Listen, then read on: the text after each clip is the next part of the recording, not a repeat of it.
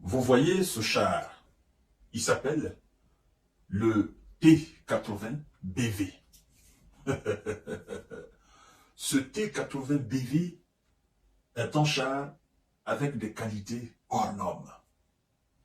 À l'inverse des États-Unis d'Amérique, qui ont, selon eux, conçu les chars Abrams, ces chars qui datent récemment avec de la technologie moderne, mais qui fuient le combat en Ukraine pour des raisons aussi d'inefficacité, pour des raisons aussi d'inadaptation de combat de terrain, pour des raisons aussi de fragilité. Vous ne pouvez pas imaginer ce char T80 BV qui est en train actuellement d'accomplir des tâches faramineuses qui détruisent des positions ukrainiennes, des positions les plus cachées, des positions les plus camouflées. Ce T80 BV, mesdames et messieurs, c'est un char qui ne date pas d'aujourd'hui. Ça n'a rien à voir avec le T14. Ça n'a rien à voir avec le T90. Ce char, on nous dit que c'est le développement du T64. Le T64 est l'un des chars les plus sophistiqués de l'Union soviétique. Et qui a d'ailleurs fait des preuves en Allemagne et face à l'Allemagne nazie. Mesdames et messieurs. Alors, ce T80BV, c'est le développement, c'est-à-dire c'est le T64 modernisé. Le T64 a reçu de la technologie moderne qui fait alors de ce T80 l'un des chars les plus sophistiqués de l'armée ukrainienne. Pas le plus, mais les plus. Parce que parmi les plus, le top des tops, c'est le T14. On vous dit que ce char tire son origine dans l'Union soviétique. Ce char ne date pas d'aujourd'hui. Et la première création de ce char, c'est dans les années 1970. Mesdames et messieurs, par rapport au char Abrams. Alors, est-ce qu'on peut faire une comparaison? Les chars Abrams datent de maintenant. Mais ce char tire son origine depuis 1970 et quelques, 1969. Et la Russie est en train encore de marcher avec les mêmes chars, est en train de les moderniser. Chers dames, chers messieurs, chers demoiselles, c'est la honte. Un char T80 BV détruit des positions ukrainiennes camouflées. Mesdames et messieurs. Un équipage de char T80 BV a détruit des abris ukrainiens avant de se mettre à l'abri, rapporte la défense russe qui diffuse une vidéo à l'appui. Mesdames et messieurs, partagez la vidéo dans tous les groupes possibles. C'est très important. Oui, un char du groupement ouest russe a effectué des tirs indirects sur un poste d'observation ukrainien dans la zone de l'opération militaire spéciale en Ukraine. A annoncé ce mercredi 1er mai le ministre russe de la Défense, son excellence l'incontournable, M. Sergei Shoigu. Partagez la vidéo dans tous les groupes possibles. Le T-80BV a ouvert le feu à une distance d'environ 5 km. C'est pourquoi, sincèrement, quand je vois des Américains nous annoncer qu'ils ont saisi des armes iraniennes, des kalachnikovs, des munitions de petit calibre, je me dis, mais vous faites rire. À quoi sert bon d'envoyer ces armes, soi-disant saisies, des armes soi-disant iraniennes saisies par l'armée américaine, et que vous avez envoyées en Ukraine? Mais vous avez là des T-80 BV qui peuvent tirer à une distance de 5 km. Qu'est-ce que les kalachnikovs vont chercher là-bas? Qu'est-ce que ça va chercher? Et qu'est-ce que ça va représenter? Mesdames et messieurs, partagez la vidéo dans tous les groupes possibles. Le T-80BV a ouvert le feu à une distance d'environ 5 km.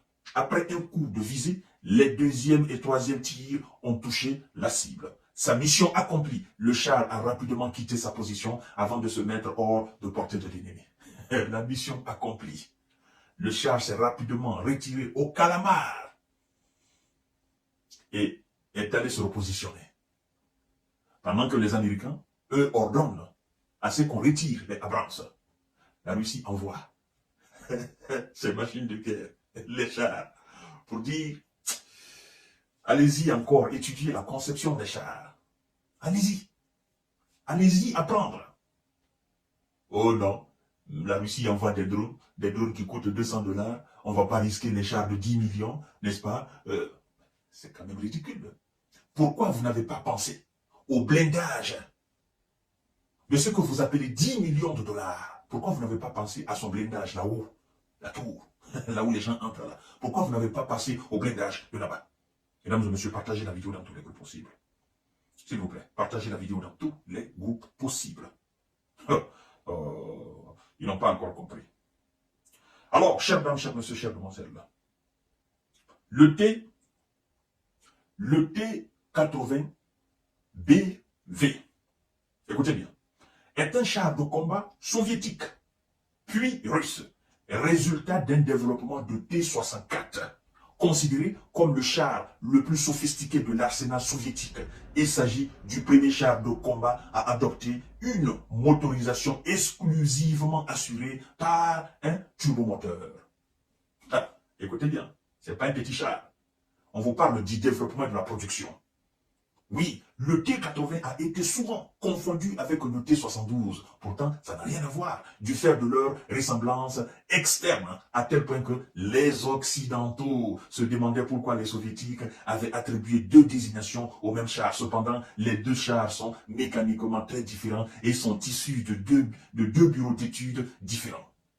Chères dames, chers messieurs, chères demoiselles, je n'entre même pas dans les capacités de T-80. Parce qu'un char qui fuit le champ de bataille et un char qui continue de batailler, si on vous demande de faire le choix est fait. Si vous êtes un étranger et que vous devez acheter, alors, l'un des deux chars, vous allez acheter lequel? Naturellement que vous allez acheter celui qui est en train de faire ses preuves. Si vous devez faire l'apologie, vous devez faire la promotion dans, naturellement, c'est lui qui continue encore de fonctionner. C'est lui qui continue encore de faire dégâts. C'est lui qui continue encore d'éliminer des positions ennemies. C'est cela qu'il s'agit. Chers dames, chers messieurs, chers demoiselles. C'est pourquoi je vous ai dit, en termes de conception d'équipement militaire, en termes de conception de chars, d'avions de chasse, en termes de conception de missiles, les Américains n'ont rien à voir avec les Russes. Les Russes, c'est l'as. Quand ils le font, c'est fait. Alors, chers dames, chers messieurs, chers demoiselles, ces chars T-80 sont versés aujourd'hui au niveau des fronts. Et ce n'est pas les seuls. Parce que l'on nous apprend, avant même la guerre, la Russie possédait plus de 12 000 chars. Aujourd'hui, c'est plus. Parce que de 2023 à 2024, les chars ne font que sortir des usines. Ne font que sortir. Les usines d'assemblage ne font que tourner 24 heures sur 24, 7 jours sur 7. Et direction le front. Quand on demande, on donne. Quand on demande, on donne. Quand on demande, on donne. C'est pourquoi je pose la question de savoir pourquoi ils ont réveillé ce type de son sommeil, Vladimir Poutine. Pourquoi ils l'ont fait? Mais comme l'a dit l'ex-colonel Douglas MacGregor, ex-conseiller du Pentagone, l'Amérique essaye de cacher son échec. Mais le monde voit qu'ils ont échoué. C'est la honte.